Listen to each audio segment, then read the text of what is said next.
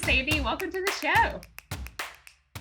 Great to see you, and it's great being with you and excited about the topic we're going to talk about. Yes. Oh my gosh. Before we even dive in, I would love for you to share with everybody just a little bit about your story and where you ended up in college athletics, because you started with a lot of our listeners as a college athlete, but now you're the AD at Penn State.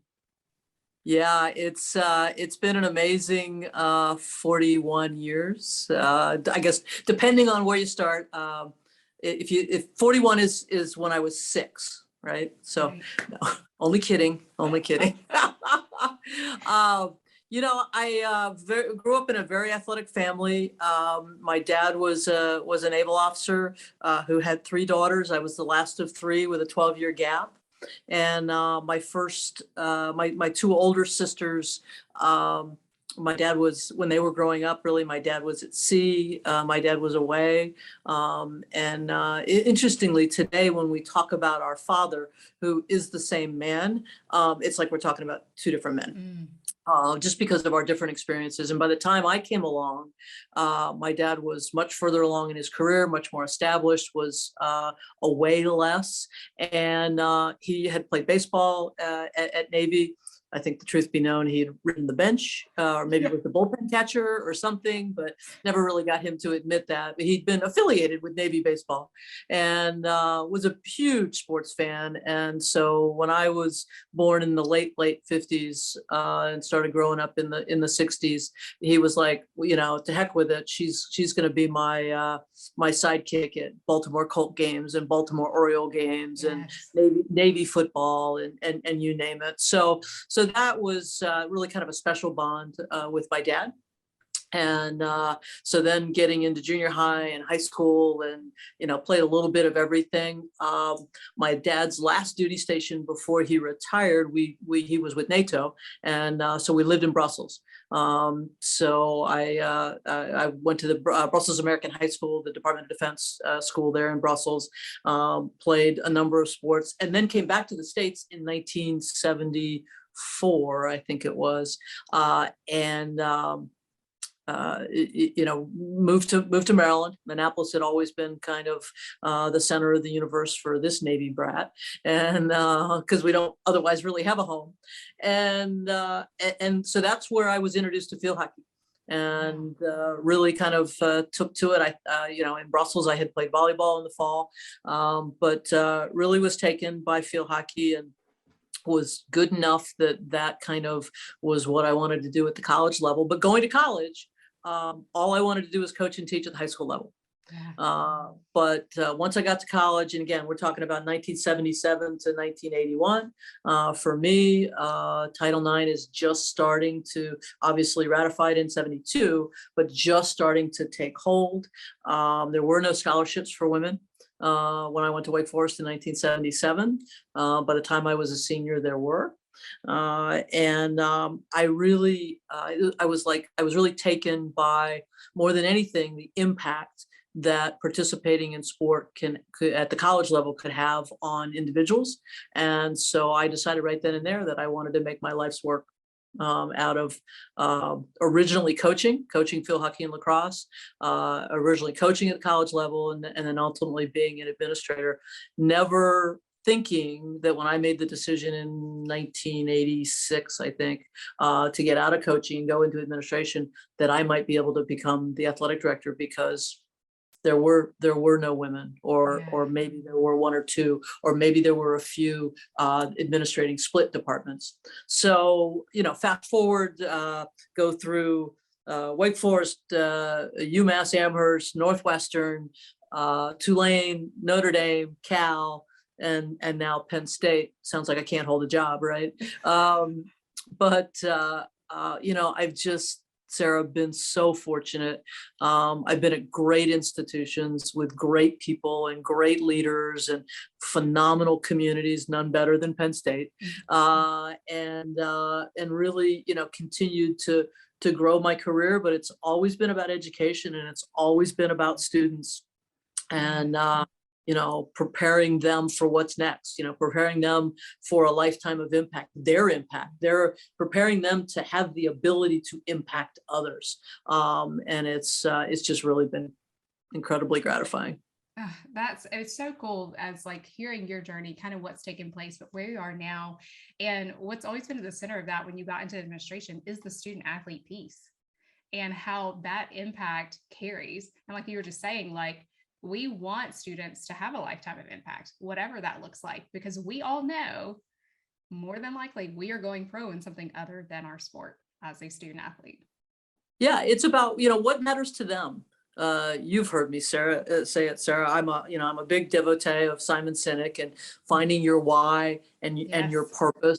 And I think that's so impactful, particularly for young people, because they think they're kind of just going through this and figuring out their way, and really maybe without a compass.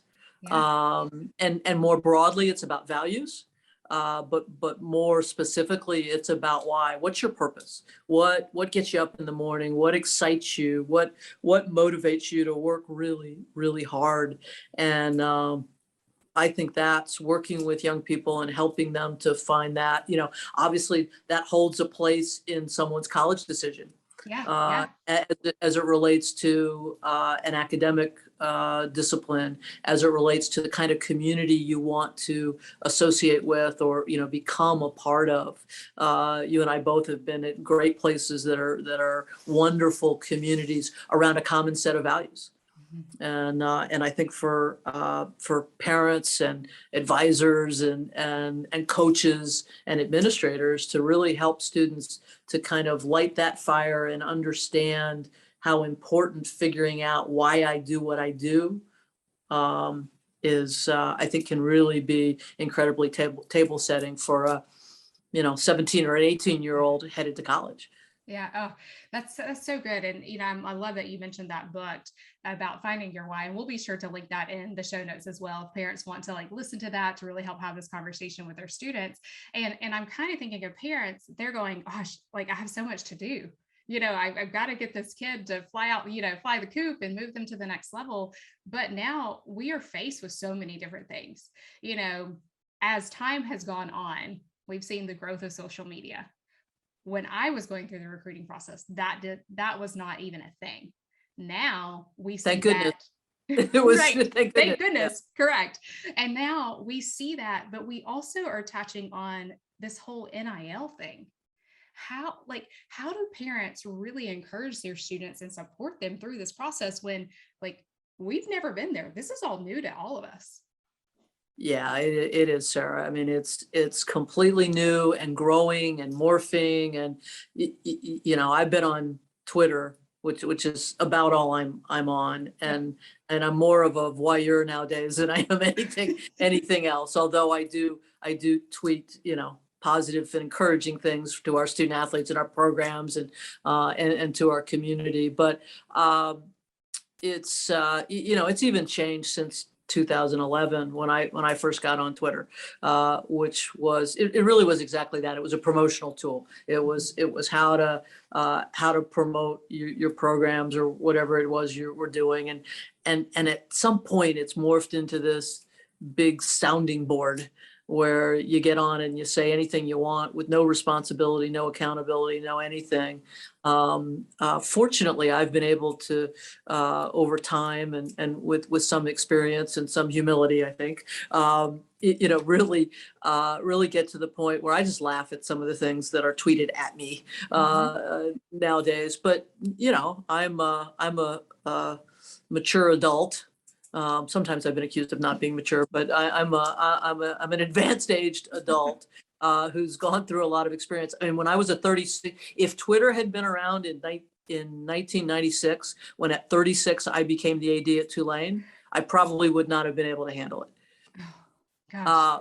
But and I'm thinking of that like at the adult stage of 36, and now we're asking 17-year-old students to be a part of that. Yeah. So my recommendation to parents, and it's along a common theme as it relates to social media and as it relates to name, image, and likeness, but it's really encourage the positive aspects of it and the positive sides of it. I think one of the really scary things for I've got a number of young early teenagers in my family on my great niece and nephew level. And it's, don't get on there to be checking out what other people are doing so that you can obsess over what you don't have or what you are not, or because you know what, you're lots of great stuff. And so, this is hard. And I think maybe the easier answer is no social media up to a certain stage, but really encourage them to use it as a promotional platform. And that is it. Not as a, where you go to get information, where you go to check out your mentions or your thisers or your thaters, because that's where the real negative side, obviously, of social media exists. But it's hard, because it's everybody's doing it. There's a FOMO effect of not being on social media or not participating in that other side of it. But I certainly would discourage it. And I do think it's a part of life. And growing up and taking some criticism is certainly a part of that. But just the unfettered nature of social media of, type anything I want and press send with, again, zero accountability. That's not life. Right. That's not real. Because in the workplace, you don't have the ability to do that. On a campus, you don't have the ability, within the limits of freedom of speech, you don't have the ability to say anything you want to anybody with zero accountability. So I think there's some hard lessons there. Oh, yeah. And I think that's just a lot of wise wisdom of thinking of how you could use that. And I love that you were saying, we talk about on the show is like staying in your lane. And we've referenced before, if you can remember that picture of Michael Phelps winning the gold medal and like the swimmer next to him looks at him, but Michael Phelps is like straightforward, and how important that is when you go back to that why. If you know your why, then you can stay in your lane and really move forward. Because then it's about you. Yeah. And your capabilities and your training and your preparedness. It's not about anybody else and what they have or what they don't have. And again, I know our environment and look, I have two nieces who are, along with their husbands, are both incredible mothers and fathers and parents. But they got a tough job. Yeah. They got a really, really difficult, challenging, highly rewarding, but really, really difficult job. And it's one day at a time, and do the very best you can. Yeah. And just kind of thinking of like that too, of just like doing the best you can, really showing up and say that the students are going to use, say, a Twitter, Instagram, TikTok, whatever it is, to promote themselves. Because you've worked with a lot of different coaches and you've been at different institutions. And so what are some of those qualities and characters that you've kind of seen run this line that coaches look for in student athletes to bring them on campus? Yeah. Well, first of all, team player. Oh, that's huge. Yeah, because even if you play an individual sport at the college level, you are a part of the team. And so it's all the things around selflessness and humility and servant heart, servant leader, leading from wherever you are. Every one of us is a leader, or has the capability of being a leader, no matter what our position, no matter whether we're a freshman or we're a senior. And so it's, what are those qualities in your upbringing? What are those qualities that they see? But coaches like to make home visits because they want to see how you treat your parents. Yeah. They want to see how you act in your own home. They want to see the interaction with your siblings. Those are all important little clues because we don't get years to get to know you. So I would say those first things are all around humility, selflessness, and there are ways. Athletes are notoriously confident, right? But there is nothing wrong with being confident. Mhm. There's a lot wrong with being arrogant. Yeah. And so this kind of, selflessness, confident humility, team player, this is something bigger than myself. I think those are all, it's all the things that sport is so known for, let's say in the corporate world. Once you get past these 4 or 5 years in college for what's next, I mean, the corporate recruiters to any entity, to any organization want student athletes, Mhm. uh, Yeah. because typically you are a team player. The other thing that is so important, and particularly in today's environment, is every athlete has failed, Yes.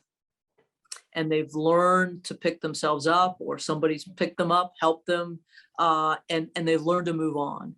I think there's far too there's not enough of that in today's society. We protect our children from failure, and I think protecting them from ultimate failure, absolutely. Protecting them from harm as it relates to bodily health, mental health, and wellness, absolutely. But I mean, one of the things I look back on, and unfortunately both of my parents are gone, and I miss them dearly, but their imprint, I think, I feel every day. They let me fall down and skin my knees, and maybe get a little scrape on the face, sometimes literally. Yeah, I was gonna say, I've uh got a couple of scars to prove that. yeah, Yeah. yeah. And I'm all the better for it. Mhm. I remember, when I was in high school, I hate to admit this, and I'm going to do this on your podcast, which is going to be pretty public here, but I got kicked off my high school basketball team. Well, junior high. Okay. Not that that makes a big difference, right?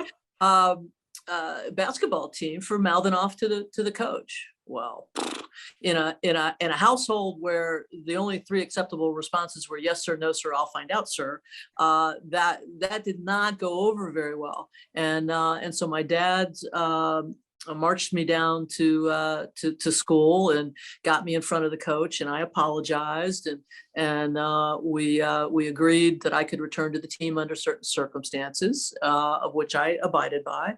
But one night I came home and didn't think anybody was home, and threw my gym bag in the corner, went into the kitchen to get something to eat. And I was just kind of muttering to myself about, coach this and coach that and blah, blah, blah, blah, blah. Well, what I didn't know was that my father was in the living room reading the paper. And he came flying out of the living room, grabbed me by the back of whatever jacket or shirt or whatever it was I had on, marched me out into the front hallway, and jacked me up in front of the hallway mirror, and pointed to the mirror and says, I think there's the problem Oh. right there. Oh. Yeah, I needed to hear that. Yeah. I needed to hear that. And that's a life lesson. That was not a junior high lesson. Mhm. I mean, it was when I was in junior high. But it's a lesson that has, not only have I told that story a lot, particularly sometimes to parents of my student athletes, Right. uh, but but it's, I've thought about its impact, and how I lead, and how I provide criticism, or constructive criticism. And yeah, I mean, talk about impacting me for a lifetime. That certainly did. Yeah. Well, I could have, I'm feeling the impact of that moment with your dad, Yeah, because I feel like maybe I was there at some point in time too. So maybe it's just like how confident we were as athletes in that moment, right?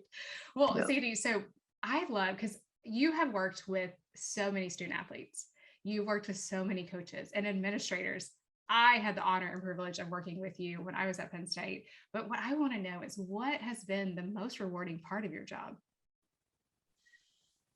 Yeah, that's there's so many aspects of it, Sarah, that I absolutely love, and just feel so privileged. But I would say what gives me the most fulfillment and joy, is to have a former student athlete, or even an employee, maybe who's moved on, gone to someplace else, maybe retired. And they come back 5 or 10 years later and they say, you know, you really made a difference. Mhm. You, you know, when I was a student, I really didn't like this, or this, or, you know, I thought you were crazy when you did this. But now I'm a husband, I'm a father, I'm a mother, I'm a wife, I'm a teacher, I'm a CEO, and you taught me so much. I didn't even know it. Yeah. I Oh, didn't even know it. And you know, our coaches have that same experience, as do academic advisors and counselors and professors and others. So you know, that long ball kind of mentality. I remember at Cal, I so as not to incriminate anyone here, I had to step in as the athletic director because we had an interim coach in the particular sport at a time, and I had to suspend a very high profile student athlete, and for a game. Well, it happened to be for the Cal Stanford game. mm, Kind of a big deal at Cal and at mhm. Stanford. But this particular student athlete, about 5 to 8 years later, came back and made an appointment to come see me, and came in and said exactly what I was just saying. You know, I was very angry with you at the time, but now I'm a mother. I'm out in the working world. I'm doing this, and that, and I completely understand what you did, and I appreciate it because it was the wake up call I needed. Ugh, That's pretty gratifying. yeah. Oh, so and I've had those experiences too, where students who have been, you know, maybe they graduated med school or they're out here working or whatnot, and they come back and they share this great news, and it truly is so fulfilling and rewarding to see that. Yeah. But the same thing is true of parenting, Mhm. right? You know, you go through a phase where your child is rebelling against something that you're trying to help them with. You know you're helping. They don't think you're helping, but 10, 15 years from now, they're gonna, you know, when you're having a glass of wine and talking about, you know, what a brat the kid was when, you know, Right. um, they're gonna say, you know what, I didn't get it at the time, but I'm so glad. I mean, it's like my story about my dad. Yeah. I am so glad I was mortified when he did it, Oh, yeah. but I'm so glad my dad did that. Yeah. That's so good. Well, Sadie, you know, the podcast is called Confessions from the Sidelines. So I want to know, what is your favorite memory from standing on the sidelines? Well, I've got a couple of them, and one of them's a little embarrassing, but so it's not really my favorite memory, but I think maybe showing a little humility. I'll tell you that one is when I was coaching. I was coaching field hockey at Northwestern, and we were at Old Dominion. And you know, field hockey, we're kind of all over the sidelines. So I coached the defense, so I was way, way, way down towards the defensive end, and I was yelling at my goalkeeper, and the ball comes my way. You know, the ball gets hit, long ball, and there's nobody around. But I didn't know it, but I stepped over the sideline into the field of play to put my foot on to stop the ball. Oh my. Oh my gosh. And of course, both teams are like yelling at me, like, "Hey, what's she doing?" And my own team is like, "Sandy, what are you doing?" I totally lost track of where I was. And yeah, so that was You were embarrassing. totally in the So moment right there. I was totally, I was yelling at my goal. Of course, my goalkeeper afterwards was like, "Well, that's what you get for yelling at me." But so there's that one. But you know, they're just there again. I've had the privilege to be on the sideline, whether it's Mhm. in Beaver Stadium or Notre Dame Stadium, or you know, sit courtside and in Arizona at a men's or a women's basketball game, or be on the sideline in the Superdome. Tulane used to play football in the Louisiana Superdome. And there's so many. I'm a pretty passionate person. I've learned to hide my disappointment pretty well. I've learned to mask that because you just have to. I mean, so you're not going to find too many times you're going to see me, holding my hands to my face or what do they call this? The cobra, kind of thing. But I have not learned to hide my joy, which is probably a good thing. Yeah, and so there's so many wonderful pictures of me, who celebrating a touchdown or doing those kinds of things, and so those are fun. But there was one this last fall at Penn State. We opened up at Wisconsin. Yeah. And I'm usually down on the field pregame and maybe for the first couple of series, and then I leave and go up to the box and come back down for the last 4, 5, 6 minutes. It depends. Sometimes I do something a little bit different, but I was down on the field when one of our student athletes got called for targeting and got kicked out of the game in a very, very close game. And he comes over to me. He like looks for me and he finds me and he comes over to me. I hope, Miss Sandy, I hope you're going to have a conversation with the commissioner about that. This is just not right. And I love that he did that. I love that he felt comfortable doing that. I love that. I love his passion about what he's doing, and I love that he thinks I have some influence over the commission. Right. I love that too. Well, Sandy, I am so grateful that you agreed to be on the show today. And so what I'm going to make sure is we'll link that book, Simon's book, in the show notes, but I also am going to link your Twitter handle and our gopsusports.com so people can continue to check out all the amazing things that the Nittany Lions are doing. Awesome, Sarah. I appreciate it. This has been so much fun. And I really appreciate the opportunity just to talk a little bit about what's going on in college athletics and how parents and students can connect with us and make it as great a experience as it possibly can be, because it should be the time of their lives. That's right. Thank you so much.